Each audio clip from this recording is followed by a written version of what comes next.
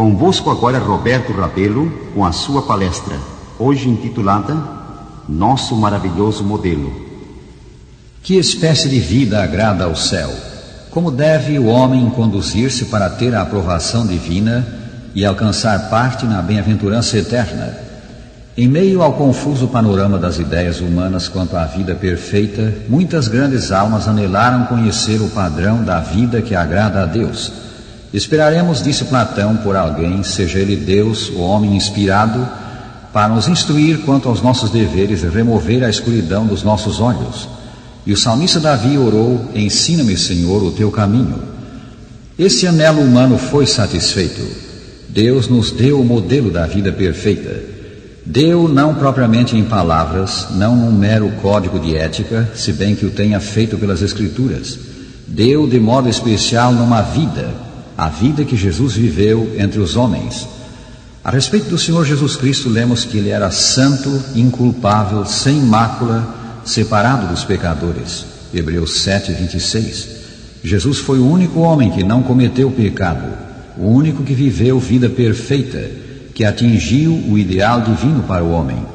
Por isso ele próprio se chama nosso exemplo. Eu vos dei o exemplo, disse ele, para que como eu vos fiz, façais vós também. São João 13, versículo 15. Cristo, escreveu São Pedro, sofreu em nosso lugar, deixando-vos exemplo para seguirdes os seus passos. 1 São Pedro 2, 21. Consideremos a maravilha que foi a vida de Cristo. No perfeito caráter de Jesus sobressaía o seu amor. Ele amava todos os homens e em todos via valor e possibilidades. Porque amava os homens, Jesus não se detinha em seus defeitos, não procurava condenar. Tudo fazia para erguer, para recuperar o que o pecado arruinou. Disse ele, porque Deus enviou o seu Filho ao mundo não para que condenasse o mundo, mas para que o mundo fosse salvo por ele. São João 3,17. O amor de Jesus para com o homem foi revelado de modo supremo no sacrifício da cruz. Ao aproximar-se a hora da grande prova, a Escritura diz: tendo amado os seus que estavam no mundo, amou-os até o fim. A nova versão inglesa assim reza: ele sempre amou os seus que estavam no mundo, e agora estava para mostrar a plena extensão do seu amor. Isso o Senhor fez dando a vida pelos pecadores. São dele mesmo as palavras: ninguém tem maior amor do que este, de dar a alguém a própria vida em favor dos seus amigos. São João 15, versículo 13. O Senhor Jesus Cristo demonstrou perfeita obediência à vontade de Deus. Não procuro a minha própria vontade, declarou ele, sim a daquele que me enviou. A vontade de Jesus e a do Pai estavam identificadas ao ponto de ele poder dizer: eu e o Pai somos um. São João 10, versículo 30. A submissão à vontade do Pai era vista na sua obediência aos mandamentos de Deus, expressa nas palavras: tenho guardado os mandamentos de meu Pai. São João 15, versículo 10. Isso estava em harmonia com a declaração por ele feita: não penseis que vim revogar a lei ou os profetas. Não vim para revogar, vim para cumprir. São Mateus 5,17. Não foi a missão de Jesus abolir os preceitos do Decálogo, e sim vivê-los. O apóstolo São Paulo escreveu que a lei é santa e o mandamento santo e justo e bom. Romanos 7,12. A lei de Deus é o padrão escrito da vida perfeita. Vivendo segundo os 10 mandamentos, Jesus demonstrou como é a vida segundo o ideal do céu para o homem. O Senhor Jesus Cristo amava a lei. O salmista Davi põe na boca do encarnado Filho de Deus as palavras: agrada-me ou deleito-me em fazer a tua vontade, ó Deus meu. E por que isso? O final do versículo responde: dentro em meu coração está a tua lei. Salmo 47, 8, comparado com Hebreus 10, versículos 5 a 9. O Santo Decálogo estava no coração de Jesus. Fazer o que a lei requer era-lhe coisa espontânea e agradável. Quão estranho é que professos cristãos hoje se mostrem hostis à lei de Deus. Jesus, nosso santo exemplo, amava a lei, deleitava-se em lhe obedecer. E os que ele salvou, pela fé nele posta, devem amá-la também, pois a tais dá o Senhor a graça de como ele terem a lei no coração. Lemos: esta é a aliança, a nova aliança ratificada com o seu sangue, que farei com eles depois daqueles dias, diz o Senhor. Porei nos seus corações as minhas leis, e sobre as suas mentes as inscreverei. Hebreus 10:16. Outra faceta do perfeito caráter de Cristo era a sua humildade. O Senhor Jesus Cristo não era pomposo, não se portava como sendo importante, não se impunha, não procurava passar à frente de outros. A humildade de Jesus demonstrou-se no lava-pés por ocasião da festa da Páscoa. Segundo o costume, numa festa como aquela, um servo devia lavar os pés aos hóspedes. Como não houvesse servo presente, cabia aos discípulos fazê-lo. Estavam estes, porém, preocupados quanto a qual deles era o maior. Cada um dos 12 resolveu não desempenhar a parte de servo. Para surpresa de todos, Jesus cingiu-se com uma toalha e, deitando água numa bacia, lavou-lhes os pés, enxugando-os com a toalha. Sobre esse ato de humildade teve ele o comentário: ora, se eu, sendo o Senhor e o Mestre, vos lavei os pés, também vós deveis lavar os pés uns aos outros, porque eu vos dei o exemplo para que, como eu vos fiz, façais vós também. São João 13, 14 e 15. O espírito de perdão era outro notável aspecto do caráter de Cristo. Perdoar com Jesus era uma atitude permanente. Ele não guardava ressentimentos, perdoava e esquecia as ofensas. Quando os samaritanos lhe recusaram pousada e os discípulos perguntaram se poderiam mandar descer fogo do céu para os consumir, Jesus, voltando-se, os repreendeu. A vingança era coisa estranha ao seu coração. Perdoar era a sua natureza. No tempo de Cristo, o povo aparentemente julgava que perdoar uma pessoa 3 vezes era o suficiente.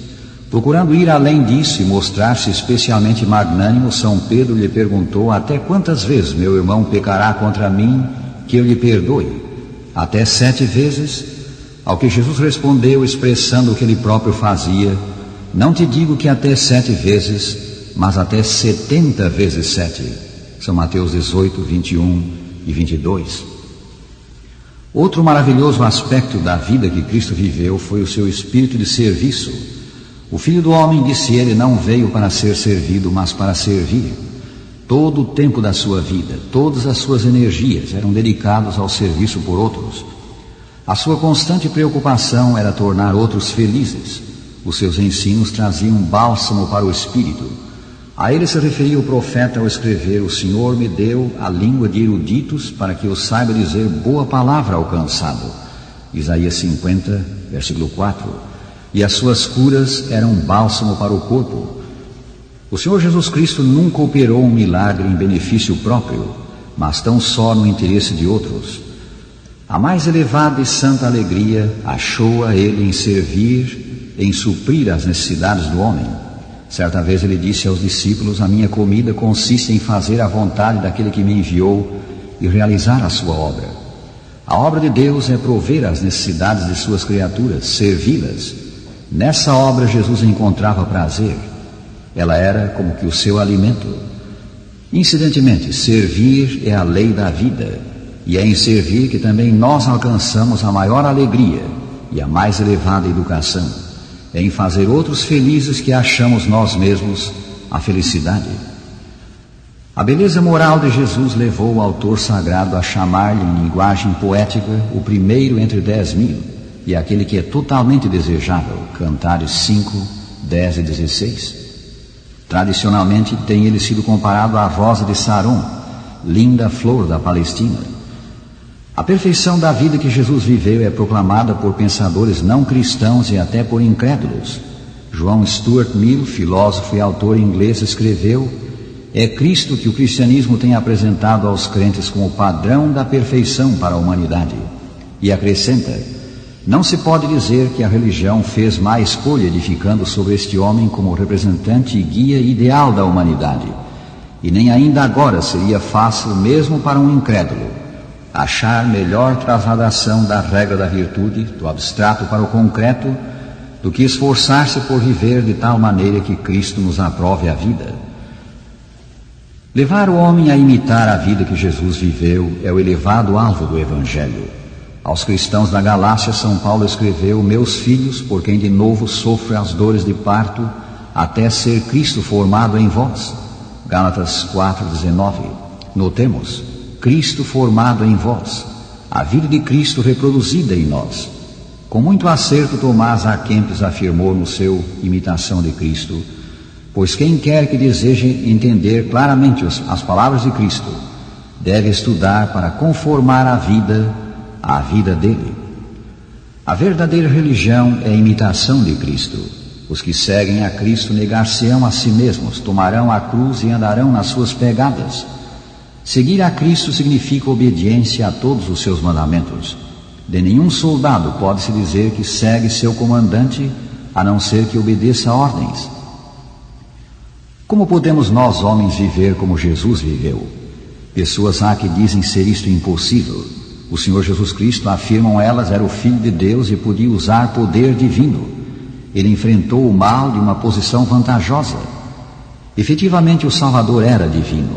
Ele era Deus conosco. Mas sendo assumido a natureza humana, era também um homem como nós. Por isso mesmo, diz a Escritura, convinha que em todas as coisas se tornasse semelhante aos irmãos, semelhante aos homens. Hebreus 2:17. E na luta contra o mal, Jesus não empregou o seu poder divino. Ele enfrentou a tentação como homem e pôs a sua confiança no Pai. Disse ele: eu nada posso fazer de mim mesmo. Não procuro a minha própria vontade, e sim a daquele que me enviou.